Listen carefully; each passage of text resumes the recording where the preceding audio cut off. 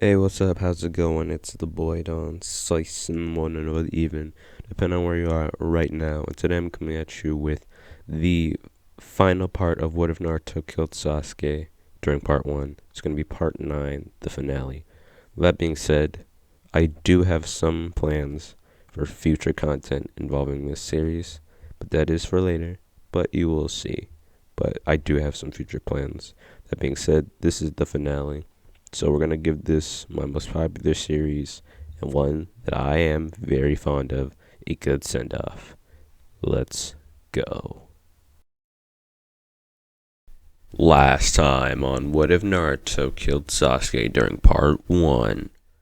Itachi took out Danzo and Tsunade imprisoned the other council members. She then appointed Itachi and Jiraiya as her fellow new council members.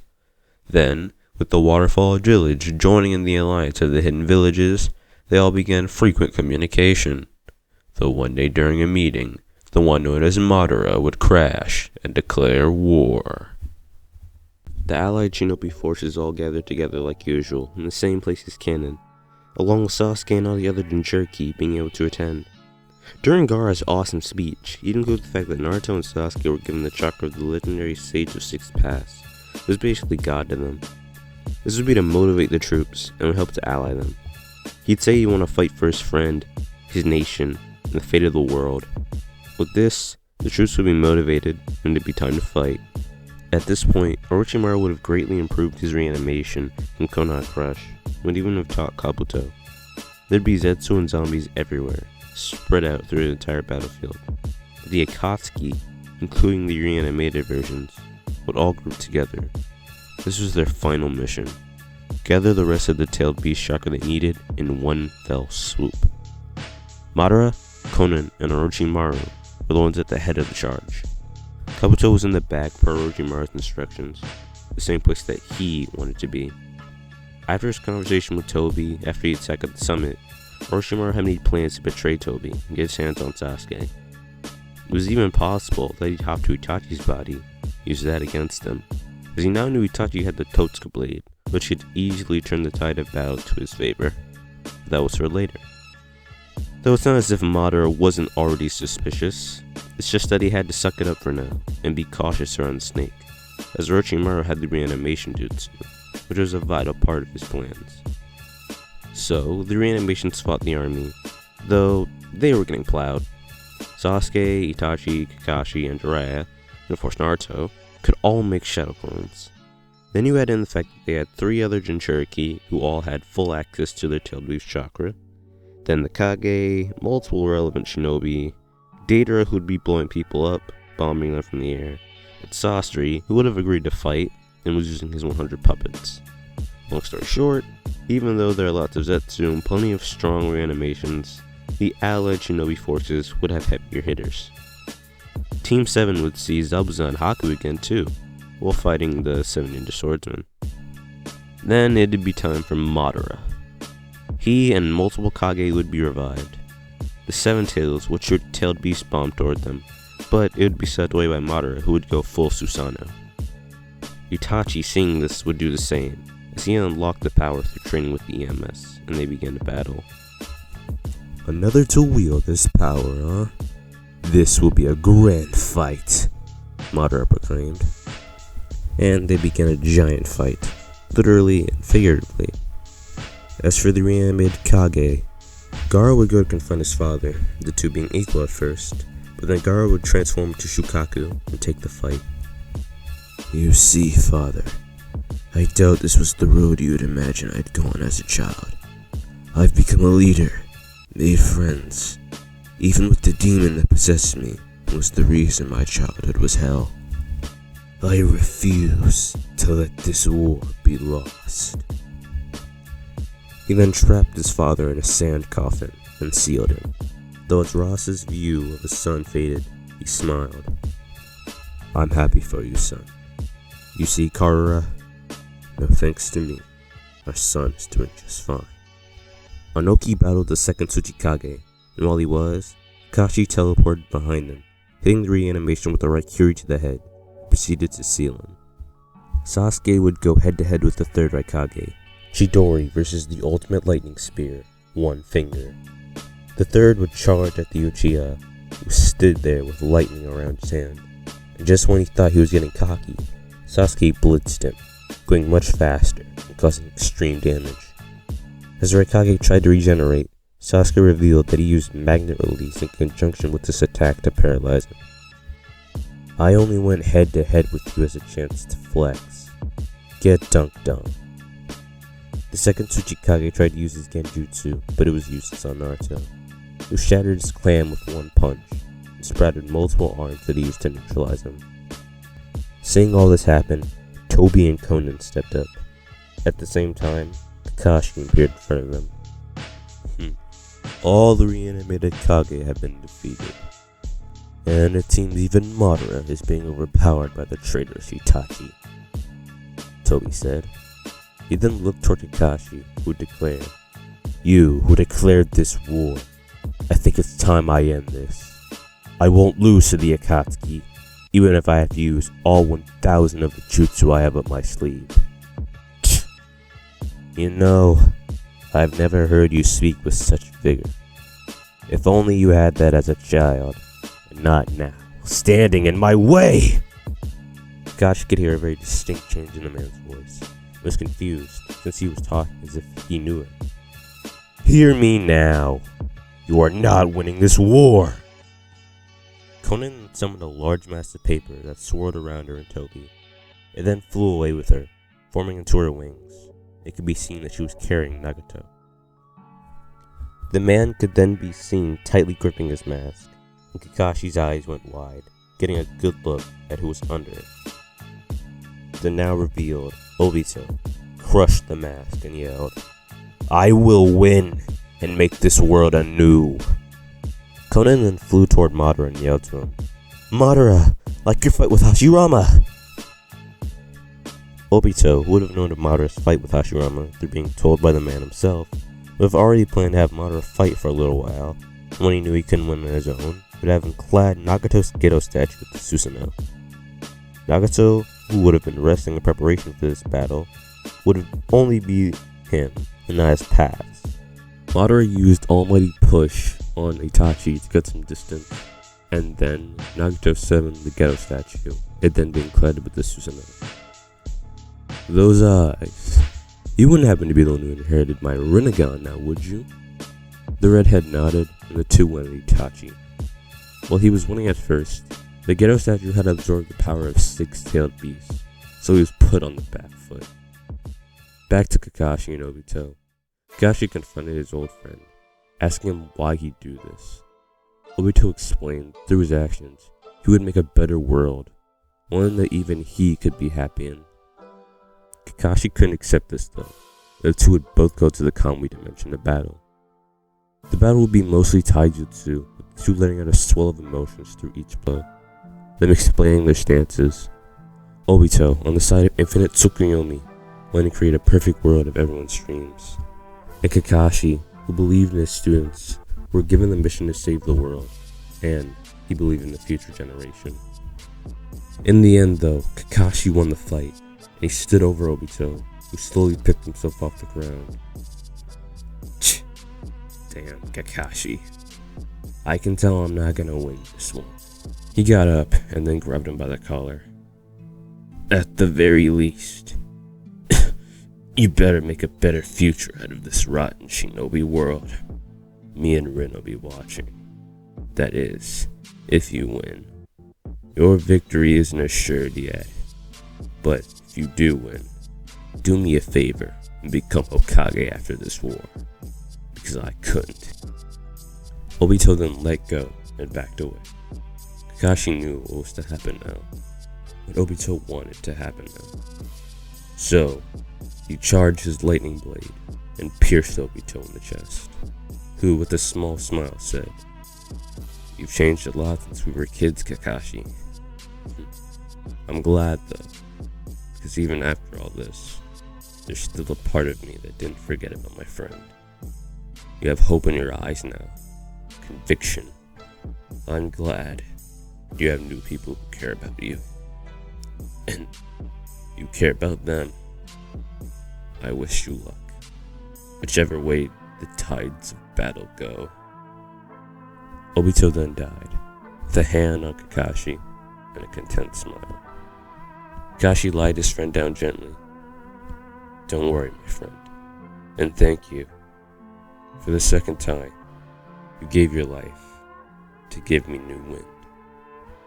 He then exits the Kamui dimension, and the first thing he'd do was create multiple shadow clones and would start unleashing 1,000 jutsu that he learned from his long and arduous shinobi career. He'd take out Zetsu, reanimations, Konan, and Kabuto, who was away from Orochimaru since he was busy losing a battle against Tsunade and Jiraiya. He'd then, after doing all this, simply yell, "Finish it!" At this point, it'd be kicked into overdrive for everyone. Naruto would send Zetsu through his negative emotions and would obliterate him, and send more clones to finish up the rest of their animation from Zetsu. Orochimaru, who was fighting Jiraiya and Tsunade, would be cornered, and Jiraiya would pin him down. I'm sorry, Orochi, but you've gone too far down this path. I can't save you now. He'd finish him with a fireball, and then a massive Rasengan. For our sensei, Hiruzen, he'd say. Back to Madara. While him and the Ghetto statue combining did give him quite the boost, when Sasuke joined the fight, he was once again losing. The two were then dispatched, with Nagato being killed, and Madara being hit with the Amaterasu, rendering regeneration useless, while someone came to steal him. Damn you, wretched shinobi. At the very least, I'll give you one last act of retaliation, Madara said while being sealed. How will you deal with all 3 meteors? Madara was then sealed, but then the shinobi looked to the sky and saw it. A giant meteor coming down towards them. And apparently, there were 3. Up until now, they had a massive lead in the battle. But now, what could they do?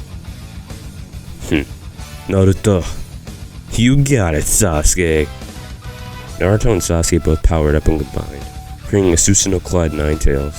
They'd manifest their crossbow, would both attach Amaterasu, and Sasuke had lightning release. Full power! This is Indra's arrow! He'd then let go, and the attack would rip through all 3 meteors in one fell swoop. And just in case of any rubble, Naruto would blast a tailed beast bomb at the sky. After the shine of the attacks faded away, the people on the ground started to murmur. Wait, that's the end, right? Yeah, we did it. We won! Naruto and Sasuke would both be overhead all the troops when they raised a fist to the sky, while still in giant form and yelled, "This war is won!" And with that, the 4th Great Shinobi War was won, and the victory was overwhelming. It was to the point where it could barely even be called a war anymore. Heck, those who were even injured had Naruto to heal them, but the most potent medical ninjutsu in the world. And as Naruto and Sasuke made their way back home along with the rest of the villagers, they'd suddenly be transported to an otherworldly plane that they'd both recognize. The same one from 2.5 years ago, when Sasuke was brought back to life. Hello, Naruto. Sasuke. The two knew the voice well, as it was one they could never forget. Hello, Sage of 6 Paths. How's it going, Super Gramps? They both greeted the sage, who smiled. I'm glad you're both doing well. I wanted to congratulate you on a battle well fought and won. But I also wanted to warn you. Again? Naruto moaned. We just got done with the whole thing. I thought we presented the whole disaster prophecy or whatever. You did, but this is something else. Naruto slumped his shoulders and sighed as he slumped onto the ground, while Sasuke asked what exactly was coming. You fended off the revival of the Ten Tails, yes, but beware. Kaguya wasn't the only one of her kind. Be wary of the old Sotsuki. But you can rest for now. I don't sense any immediate danger. For now, I will once again congratulate you. I'm glad I gave you my power those years ago, as it was clearly the right choice. You two have been unlike all the other reincarnations. Being able to see the end of my son's long struggle, it brings joy to my heart. You've inspired countless others, and even me. I wish you all the luck in the world. They then suddenly found themselves back in reality. Whoop, there went gravity. Whoop, there goes Naruto and Sasuke. They just won the war. They smiled at each other, and then looked to the sky. Thank you, Sage, for everything. After the war ended, Kakashi requested to Tsunade that she step down and let him become Hokage, to which she agreed to without skipping a beat, saying, "You can take this job and all the paperwork that comes with it. I'll step down with pleasure." Kakashi didn't exactly expect becoming Hokage would be as easy as asking, but he got lucky. Tsunade wasn't the fondest of the job, and he was qualified enough for the position. Tsunade would walk him through the job, and while it would seem like a giant hassle, you remember why he was doing it. Man, Naruto. This is for you, buddy. Wish me luck. One of the first things he'd do would keep up communication with the other villages. The waterfall after the war became a more established village. The tailed beasts, who came back after Nagato died, were set free, allowed to roam, but the ones who were still with their Jinchuriki decided to stay with them, even Shukaku. Jiraiya and Tsunade would go around dismantling Orochimaru's abandoned establishments, and of course Shizune and Tauntaun were along for the ride. Sasuke would get with Sakura, for some weird reason, and he'd wingman for his boy Naruto, making it so he'd get a clue about Hinata early. And even with him becoming Hokage, Kakashi would check in on his Team 7 as much as he could. 1 week after the war.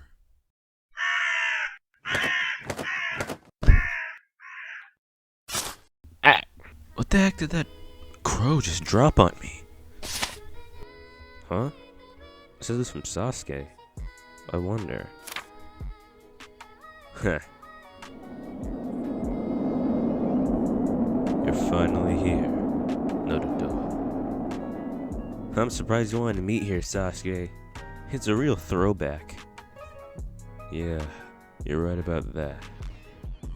It holds great significance. Yeah, that fight. Naruto, that battle. It not only set a course for our lives, but it, surprisingly enough, this valley where I died, is where our friendship began to become as strong as it is now. Honestly, I consider you a brother. Right back at you, Sasuke. But I digress. As for the reason I brought you here, I want a rematch. Good, because if you had just brought me here to reminisce, then I would have been the one challenging you. Alright, let's see how far we've progressed, and who comes out on top. Don't gotta tell me twice. Those two. I know, but hey, as long as no one dies this time, am I right? Naruto, these eyes that were blinded by darkness the last time I was here, they now see the light, one that illuminates the path to your defeat. You won't be talking so big after you get tail whipped, literally. Well, at least you're less likely to kill someone now that you can properly use my chakra. You know it, Kurama. Now let's go! Naruto!